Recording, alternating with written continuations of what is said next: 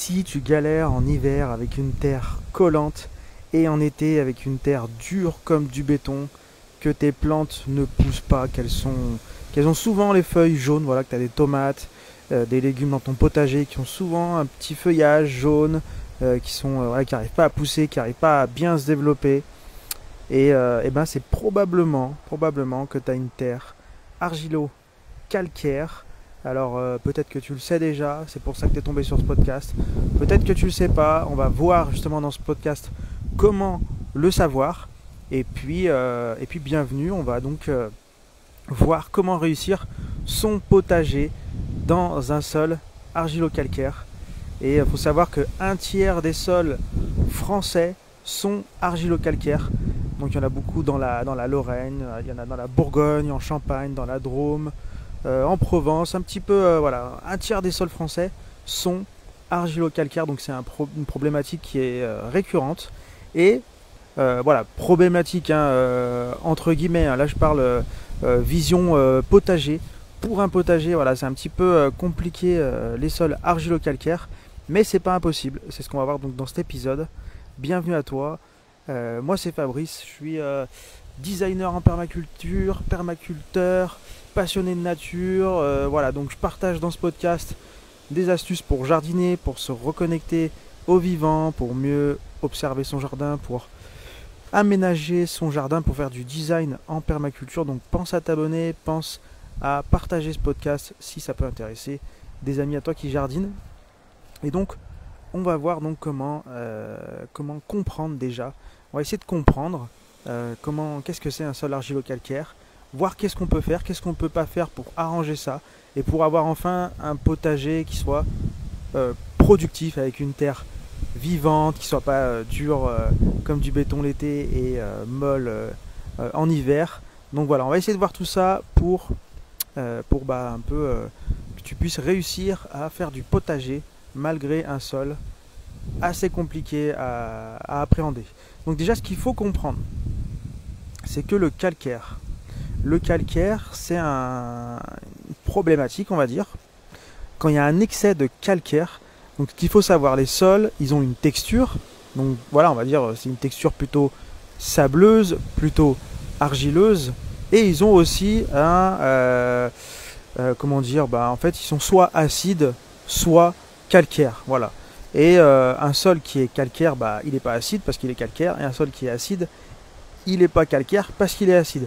Et donc, si tu as un sol qui est calcaire, à savoir que le meilleur sol, en gros, pour faire pousser des légumes au potager, c'est un sol qui soit à peu près neutre.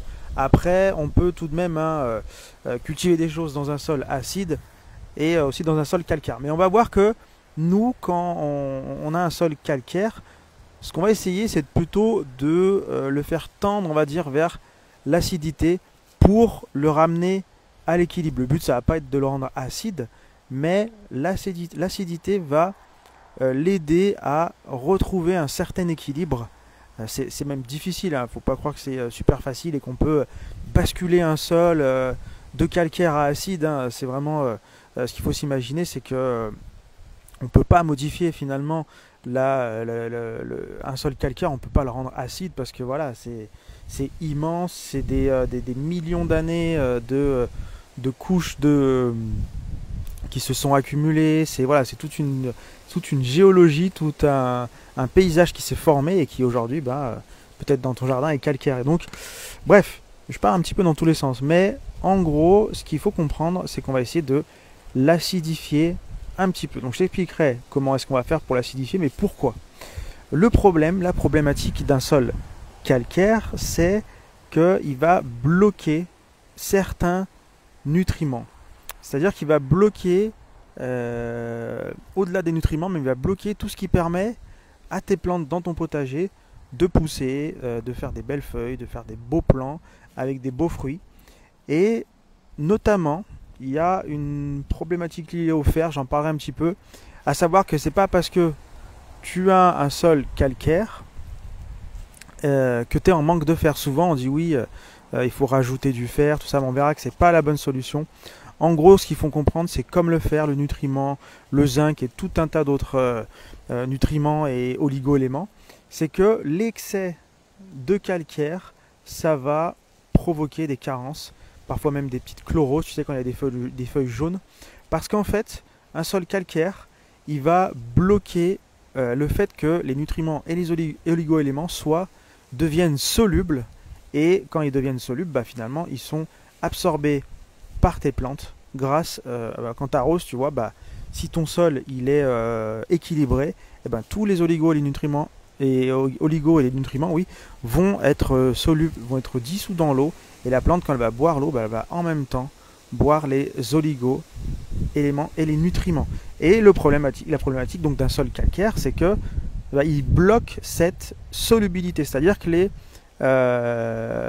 tout ça va rester dans le sol, mais va pas passer par l'eau. Et du coup, ta plante, elle va boire juste de l'eau, et il n'y aura rien d'intéressant pour elle, pour se développer, pour se nourrir, pour faire sa photosynthèse à l'intérieur. D'ailleurs, je crois que le fer est très très important dans la photosynthèse, oui. Et donc voilà, donc rajouter du fer, on verra que c'est pas une solution, mais voilà, je voulais déjà que tu comprennes cette notion de trop de calcaire bloque la distribution, on va dire la disponibilité de la nourriture finalement de ta plante. Donc ta plante, elle boit quelque chose de stérile. Et en plus de ça, si ton sol, eh ben, il est argileux, donc c'est pour ça que je parlais d'argilo-calcaire, ce qui est souvent le cas, hein, c'est pas tout le temps le cas, mais c'est quand même des sols difficiles au départ, et ben tu vas aussi avoir une asphyxie, des plantes qui vont avoir du mal à se développer au niveau racinaire. Voilà, c'est un sol qui est dur, qui est craquelé l'été, voilà, les racines galèrent, et voilà, t'as beau arroser, le sol il reste dur, enfin voilà, si tu as un sol argilo-calcaire, tu sais de quoi je parle. Et du coup, voilà, c'est ça la problématique. Et maintenant, on va voir donc, on va voir déjà les solutions. On va voir déjà les solutions. Donc, ce que tu peux faire, c'est faire un premier test de pH. Voilà, je ne sais plus exactement ce que ça veut dire pH, mais tu peux voilà, acheter des bandelettes de tests de pH, comme c'est un test d'acidité, hein, comme on a souvent, on fait souvent dans les piscines. Donc voilà, tu peux t'acheter un test de pH et faire un test, tout simplement, avec ta terre.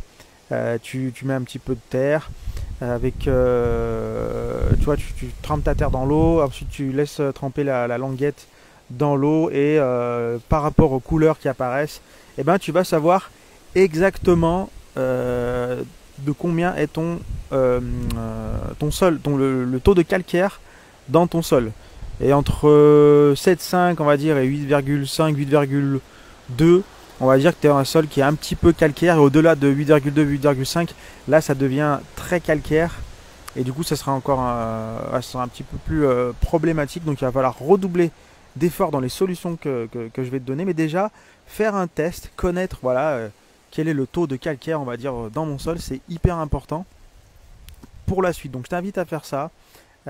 Tu peux aussi faire, si par exemple ton sol n'est pas forcément calcaire, ou tu sais pas du tout, tu peux déjà avoir une première piste en faisant un petit test tout simple avec, pareil, tu prends un peu de terre et tu l'humidifies un petit peu, mais pas trop non plus. Et en gros, je ne vais pas aller dans le détail, mais en gros, soit tu utilises du vinaigre sur ta terre, et si ça mousse, eh ben, ça veut dire que ton sol est calcaire. Et à l'inverse, si tu peux utiliser du bicarbonate de soude, et pareil, si tu le mets sur ton sol et que ça mousse, et ben là, inversement, ton sol il est plutôt acide. Voilà, en gros c'est ça, mais si tu as besoin de plus d'infos, n'hésite pas à le dire en commentaire, je ferai un épisode pourquoi pas là-dessus, une fiche technique ou autre. Et donc voilà, d'ailleurs n'importe quelle question que tu as, n'hésite pas à les mettre en commentaire, je réponds à toutes les questions. Voilà en gros, ce qui serait bien, c'est si tu sais pas que ton sol est calcaire, tu fais un petit test avec soit le vinaigre et le bicarbonate, soit vraiment, pour être plus précis et plus efficace, et vraiment voir, on va dire, la gravité du problème, ou on va dire le taux de calcaire dans ton sol. C'est bien de faire un petit test de bandelette comme ça. Et par exemple, si tu sais que ton sol il est calcaire à 8,5 par exemple, et ben ça peut être intéressant de mettre en place les solutions qu'on va voir, Et après, au bout de un an, on va dire, un an ou deux, bah, tu refais un test et tu vois si dans ton potager, tu as réussi un petit peu à faire baisser ton taux de calcaire et tendre vers quelque chose d'un petit peu plus équilibré, aux alentours de 7,5. Voilà. Mais déjà, si tu arrives à 7,5, c'est vraiment pas mal. Voilà. Donc en gros, on a vu tout ça. Donc la première chose à faire, c'est de faire un petit diagnostic. Si tu vois que ton sol est calcaire, la priorité, vraiment le truc fondamental, oublie toutes les astuces, ajouter du fer, mettre des paillages acides, etc., etc. Vraiment, la priorité, déjà, c'est la matière organique. C'est de rajouter, on parle bien de sol argilo-calcaire. C'est vraiment c'est galère, c'est la galère. Mais déjà, pour faire descendre le calcaire, le taux de calcaire, en ajoutant du compost mûr, tu vas pouvoir nourrir les microbes, nourrir le sol, et aussi ces microbes, quand ils vont décomposer la matière organique, ils vont libérer un petit peu d'acidité. En fait, ton compost, en gros, ce qu'il va faire exactement, c'est qu'il va libérer de l'acidité et justement équilibrer un petit peu. Donc, le mieux, c'est au moins chaque printemps, un petit peu, quelques semaines, quelques mois avant les plantations, de mettre du compost, si possible, pas encore trop mûr, tu vois, t'attends pas 6 mois de maturation, tout ça. Tu mets vraiment le compost le plus frais possible. Il faut quand même que ça a commencé à bien se décomposer, qu'il soit quand même bien avancé. Et s'il peut continuer, tu vois, à se décomposer à la surface de ton sol pendant quelques semaines, quelques mois, ça peut être très intéressant parce que ça va libérer un petit peu d'acidité, ça va rééquilibrer tout ça. Donc vraiment, ce qui est important, c'est le maximum. Si tu n'as pas de composteur, je t'invite vraiment à mettre en place un système de compostage dans ton jardin. Il y a un article complet sur mon blog Le Potager Minimaliste. Tu le retrouveras dans les articles. Il y a aussi un podcast complet. Donc n'hésite pas à aller jeter un œil sur mon site, regarder les anciens épisodes de ce podcast et je t'expliquerai comment choisir le composteur, où le mettre, etc., etc. Mais vraiment, le compost, là, c'est vraiment ta priorité numéro 1. Faire du compost et rajouter le plus possible de matière organique en général. Ça peut être autre chose que du compost, mais vraiment, principalement, ça va être le compost qu'il faut ajouter à ton sol pour rééquilibrer justement ce côté, calcaire, faire redescendre le calcaire et arriver vers un sol un peu plus neutre. Et aussi pour au niveau de la texture, tu vois, au niveau de l'argile, ça va aussi aider à alléger un petit peu ton sol et à commencer. Le but, ça va vraiment de former, tu sais, comme dans la forêt, un humus, c'est-à-dire une terre de surface qui est plutôt, tu vois, légère, où tu peux faire des semis, tout ça, tu vois, d'essayer de casser cette croûte qu'il y a sur le sol et de créer à la surface du sol une bonne couche de matière organique décomposée, une bonne couche d'humus, comme dans la forêt, comme dans un potager en bonne santé. Et c'est important, ça me fait penser que, tu vois, t'as beau mettre, je sais pas si t'as déjà peut-être essayé de mettre du paillage dans un sol comme ça, argileux, surtout argileux, tu peux pailler comme tu veux, mais il y a aucune connexion, je sais pas si t'as remarqué, entre le sol, qui est toujours dur, craquelé, etc., et le paillage. Un bon paillage, un bon sol, un sol vivant, un sol en bonne santé, le paillage, il se mélange à la terre, tu vois, il se colmate, il se colle à la terre, et la terre mange ton paillage comme ça. Donc elle est en train de digérer ton paillage, limite tu vois les brindilles de paille qui sont dans la terre, et comme si la terre est en train de manger ta paille, tu vois. C'est collé, il y a une connexion. C'est comme les rivières, aujourd'hui nos rivières, elles sont canalisées et elles sont plus collées au bord de la terre, elles sont plus connectées à la terre. Une rivière ou un fleuve en bonne santé, un cours d'eau en bonne santé, il est connecté à la terre. Il est, tu sais, un peu comme les vagues au bord de la plage, sur le sable. L'eau, elle est connectée à la terre, elle est connectée au sable. Une rivière, un cours d'eau en bonne santé, lui aussi, il fait pas forcément comme la plage, tu vois, mais il est connecté à la terre, il est au même niveau, à la même altitude, on va dire. Bref, donc en gros, je sais plus où on en était, mais voilà, il va falloir que tu mettes beaucoup de matière organique et vraiment principalement du compost, ça c'est à la portée de tous, hein. Tu peux toi aussi mettre en place un composteur chez toi. Donc je t'invite à aller voir acheter un œil dans mes anciens podcasts, ou plutôt à aller poser une oreille sur mes anciens podcasts et jeter un œil à l'article auquel il est lié. Mais voilà, vraiment, mets du compost, principalement tous les printemps. Après, si tu peux, plusieurs fois dans l'année, c'est pas un problème. Voilà, après tu peux aussi apporter d'autres matières organiques. Attention aux matières organiques calcaires, donc je t'invite à te renseigner. Voilà, tout ce qui est trop calcaire en matière organique, on va éviter pour ne pas, encore rajouter du calcaire au sol. Et aussi, ça me fait penser à plein de choses en même temps, comme tu peux le voir. Mais ça me fait penser aussi de éviter aussi, on croirait que par exemple, je sais pas, tu as une haie de cyprès chez toi, imaginons. Ah bah c'est du cyprès, c'est un sapin, c'est acide. Eh ben tu sais quoi, je vais prendre un broyeur et toute ma taille de cyprès, je vais la broyer et ça fera un super paillage pour mon jardin. Enfin pour mon potager. Et du coup un paillage qui va libérer de l'acidité et qui va rendre mon sol acide. Bah non. Il y a des études qui ont été faites. C'est mieux de prendre par exemple les aiguilles de pin. Parce que par exemple, les cyprès, tu vois, ça fait des grosses feuilles, on va dire. Je sais plus comment on appelle ça exactement. Mais en gros, voilà, c'est quand même quelque chose de très ligneux. Il y a beaucoup de sève, c'est très acide. Il y a beaucoup de sève, c'est très collant, on va dire. Et en fait, ton sol, pour digérer, pour décomposer ces broyats de cyprès, toute cette acidité, en fait, il va utiliser énormément de nutriments, d'azote dans ton sol. Et du coup, en fait, tu vas plus épuiser ton sol que le rendre acide, parce que l'acidité va être libérée au bout de très longtemps et ça va être très faible en termes de quantité d'acide. Donc ça aussi, il faut bien se renseigner. Apparemment, les aiguilles de pin, c'est plutôt pas mal. Voilà, c'est pas des plantes qui vont demander beaucoup d'énergie au sol, beaucoup d'azote pour dégrader les aiguilles de pin. Mais par contre, elles libèrent assez rapidement aussi. Comparé au cyprès, elles libèrent assez rapidement de l'acidité. Donc voilà, on va préférer plutôt les aiguilles de pin. Voilà, donc après voilà, renseigne-toi. Le tout, c'est de ne pas mettre de matière organique qui est plutôt calcaire. Donc tu peux assez facilement trouver l'info.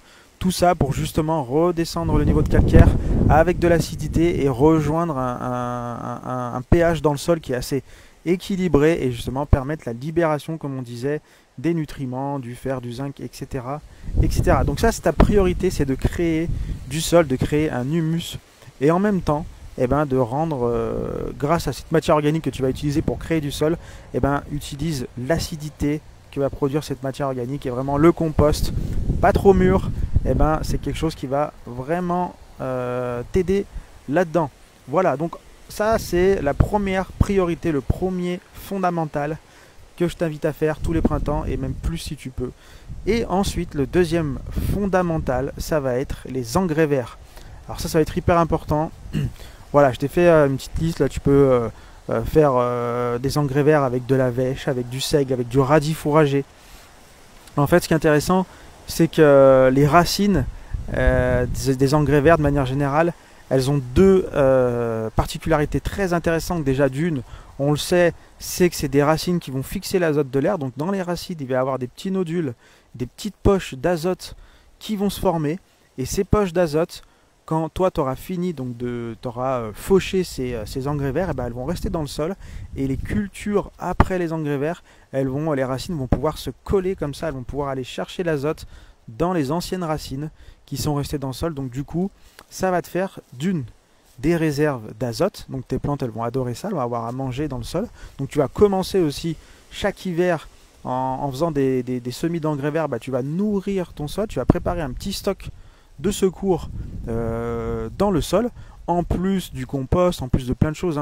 En permaculture, on cherche toujours à avoir, le truc, un élément, plusieurs fonctions, un élément remplit plusieurs fonctions et chaque fonction est remplie par plusieurs éléments. Et là, on va essayer vraiment d'avoir plusieurs entrées d'azote dans ton sol, notamment grâce aux engrais verts, parce que c'est vrai que les sols riches en calcaire ont besoin ils ont besoin d'azote, mais aussi ils ont besoin qu'ils soient libérés, donc il faut aussi les descendre en acidité. Mais en général aussi, on peut le dire, c'est des sols qui sont assez pauvres, même si c'est vrai que l'argile est quand même une terre qui est naturellement, qui retient bien les nutriments.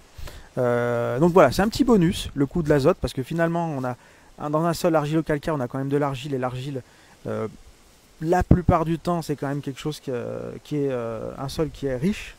Donc déjà, première chose intéressante de l'engrais vert, c'est que ça va stocker de l'azote. Et vraiment, le truc qui va être intéressant, c'est que ça va décompacter le sol. Et ça, c'est vraiment pour le truc argile. Parce que la problématique avec l'argile, c'est que ton sol, il est compact, on a vu. L'été, c'est dur comme du béton, les racines, elles galèrent. Et l'hiver, c'est tout mou, c'est tout collant. Enfin, c'est aussi la galère. Donc, le fait de mettre ces engrais verts, eh ben, ça va décompacter et aussi, au passage, rajouter un petit peu d'azote qui sera peut-être même plus facilement disponible pour les plantes, peut-être directement disponible pour les plantes, parce qu'elles sont dans des petites nodules. Ça, je ne sais pas exactement comment ça se passe, il faudrait vraiment faire des recherches là-dessus, mais peut-être que justement, les plantes, elles peuvent aller directement puiser cet azote. Donc ça peut être vraiment très très intéressant en tout cas, juste pour le fait que ça va décompacter ton sol. C'est vrai que le compactage du sol, c'est la problématique des sols argileux. Et donc voilà, j'y pense. Au passage, ce que tu peux faire, c'est à chaque fois que tu vas planter dans ton potager quelque chose, moi ce que je ferais, c'est vrai que j'ai pas eu à jardiner dans des sols aussi argilo-calcaires que j'ai pu voir récemment là. Mais moi ce que je ferais dans ces cas, ce que j'ai conseillé de faire, c'est à chaque fois que tu plantes quelque chose, si possible, c'est de mettre une petite poignée de terreau ou une petite poignée de compost ou un vieux compost dans le trou, mélangé avec des graviers assez grossiers pour pouvoir justement décompacter tout ça, permettre aux racines d'avoir de l'air un peu, tu vois, d'avoir un sol moins compact. Donc moi c'est ce que je ferais. Dans chaque trou de plantation, pour une tomate, une salade, quelque chose, je mettrais un petit peu de terreau et de gravier. Après si le terreau il n'est pas forcément riche, tu vois, si c'est un vieux terreau, c'est pas grave, c'est vraiment une histoire de structure, pas forcément d'amendement. Donc moi c'est ce que je ferais. Voilà, c'est un petit conseil que je voulais te glisser juste ici. Et donc voilà, les engrais verts c'est vraiment hyper important. Donc vraiment, et après pense bien à donc tu les sèmes, tu vois, à l'automne, tu les laisses pousser tout l'hiver, et quand tu as besoin de la place pour planter quelque chose, et là tu les fauches, tu laisses la racine en place, tu fauches un petit peu aussi, il faut, tu décompactes un peu ton sol pour faire un trou. Mais c'est toujours important les engrais verts de laisser la racine, hein, c'est ça qui va, c'est pour ça qu'on utilise les engrais verts. Donc si après on arrache tout, ça sert à rien, parce que d'une, on empêche le sol de respirer, parce qu'on laisse pas les racines, hein. Les racines elles vont laisser des galeries pour faire passer l'eau, etc. Et en plus on enlève tout le côté azote fixé dans les racines. Donc les engrais verts, on les fauche, on les arrache pas, voilà. Et donc voilà aussi, donc ça c'est important. Ce que tu peux faire aussi, je sais pas si j'en ai parlé un peu au début du podcast, il me semble, c'est cette histoire de fer. Le fer, il y a le fer et le soufre, on va parler de deux choses. Donc le fer, tu sais, souvent on dit ton sol manque de fer, il faut en rajouter, tout ça. C'est pas toujours juste. Comme je disais, un sol tu vois, il y a des plantes comme ça, on peut voir qu'elles ont souffert, qu'elles manquent de fer. Et du coup, en jardinerie ou autre, on va dire votre plante, elle manque de fer. Ce qu'il faut, c'est ajouter du fer dans le sol. Donc des fois, ça veut rien dire. C'est pas parce que justement, quand un sol est calcaire, le fer il est bloqué. Il peut y avoir plein de sol, ça se trouve ton sol là, il est calcaire, et en fait, il y a plein de fer dans ton sol, mais il n'est pas disponible, il n'est pas soluble comme on disait. Donc du coup, c'est pas un problème de fer que tu as. Ta plante, ok, elle arrive pas, elle manque de fer, mais c'est pas parce qu'il n'y en a pas dans ton sol, c'est parce que il n'est pas libéré. Donc en acidifiant ton sol, tu vas pouvoir libérer ce fer. Donc déjà, ajouter du fer à son sol, tu peux essayer, mais si tu vois que ça change rien, c'est normal, c'est parce que justement ton sol est trop calcaire et il faut le faire descendre un petit peu. Ce que tu peux faire, je crois qu'il y a du fer qui se mélange directement à l'eau d'arrosage. Ça, effectivement, c'est plus efficace. c'est plus efficace. Donc tu peux essayer ça. Voilà, après je crois qu'on peut aussi utiliser du soufre dans l'eau d'arrosage, tout ça. Je te laisserai voir tout ça. On va pas rentrer en détail là-dessus. Comme je t'ai dit, le plus important, c'est compost qui va acidifier, qui va nourrir, qui va alléger, et engrais vert qui va décompacter l'argile. Et si tu fais ces deux choses, c'est vraiment les deux fondamentaux, et ben au fur et à mesure des années, ta terre de potager va s'améliorer et tu seras très content. Donc qu'est-ce qu'on peut aussi cultiver finalement dans un sol calcaire? Parce que ça aussi c'est une question qui revient souvent. Et voilà, je vais te donner on va finir avec quelques conseils de plantation. Et voilà, donc en gros, petite liste, hein, tu peux noter. En gros, qu'est-ce qui pousse bien dans les sols calcaires? On va avoir l'ail, on va avoir le pois chiche, on va avoir le romarin, le thym, la vigne, l'oignon, la betterave. Qu'est-ce qu'on a encore? On a le noyer qui supporte assez bien aussi les sols calcaires. Bon, on sort du potager. Tu as aussi le noisetier. Alors le noisetier il supporte le calcaire mais à un certain stade. Au bout d'un moment il supporte plus. Puis voilà, tu as plein d'autres plantes. Il y a aussi le panico champêtre. Ça c'est une plante sauvage comestible qui ressemble un peu au chardon mais qui n'est pas du tout de la même famille du chardon. J'en avais fait un short. D'ailleurs si c'est des vidéos si tu es sur YouTube ou sur TikTok aussi, je fais pas mal de vidéos où je présente les plantes sauvages, les plantes comestibles, je parle des plantes sauvages. Donc n'hésite pas à aller chercher tout ça aussi. Puis sur ma chaîne YouTube tu trouveras ça dans l'onglet short ou vidéos courtes. Et puis tu me retrouves aussi sur TikTok, sur Instagram avec mes vidéos de plantes sauvages. Bref, donc voilà, l'ail, pois chiche, etc. Ça pousse pas mal. Par contre, tout ce qui est fraises, myrtilles, agrumes, tous les agrumes, tout ça, ça va pas du tout fonctionner. Hein. Pareil, framboisier, je crois que ça aime pas trop non plus le sol le calcaire, hein, c'est plutôt sol acide. Donc tout ça, on va oublier. Les petits fruits de manière générale, c'est compliqué. Après voilà, on peut essayer, tu vois, comme je te disais, à modifier un petit peu son sol, dans le trou de plantation, mettre du compost, des choses comme ça. Mais voilà, ça demande beaucoup d'entretien. Donc il faut aussi s'adapter à son sol. Hein. On peut modifier un petit peu comme ça l'acidité ou le calcaire dans son sol au niveau du potager pour les cultures annuelles comme ça. Mais c'est vrai que quand on va vraiment planter des plantes vivaces ou des arbustes ou des arbres, et ben là on va vraiment s'adapter à la nature de son sol. On va pas chercher à modifier. Et donc voilà. Et puis voilà, je crois qu'on a à peu près tout vu. Paillage, matière organique. Hein. Pense aussi à bien utiliser donc les engrais verts en automne, tu vois, printemps, beaucoup de compost, beaucoup de matière organique toute l'année, de l'engrais vert à l'automne. Tu fais ça toutes les années et tu verras, ça va vraiment s'améliorer et tu vas pouvoir vraiment avoir une terre beaucoup plus friable, beaucoup plus légère, beaucoup plus vivante. Tu vas pouvoir avoir des meilleurs légumes. C'est possible d'avoir un potager sur un sol calcaire. Il suffit juste voilà, d'appliquer ces quelques conseils, de ne pas lâcher et tu verras, ça va commencer à payer. Et donc voilà. Sur ce, je t'invite à laisser un petit pouce si cet épisode t'a plu. Pense à t'abonner. Pense aussi à rejoindre le groupe. Le lien est dans la description. On va parler aménagement, jardin, tout ça. On pourra parler aussi de ton sol si tu veux. Donc n'hésite pas à rejoindre le groupe d'entraide. On fera des petites études de cas sur comment faire le design de son jardin, l'aménagement, choisir ses plantes, étudier son sol, étudier son environnement. Tout ça, ça se trouve dans la description. Sur ce, je te laisse et puis on se retrouve dans un prochain épisode. Salut!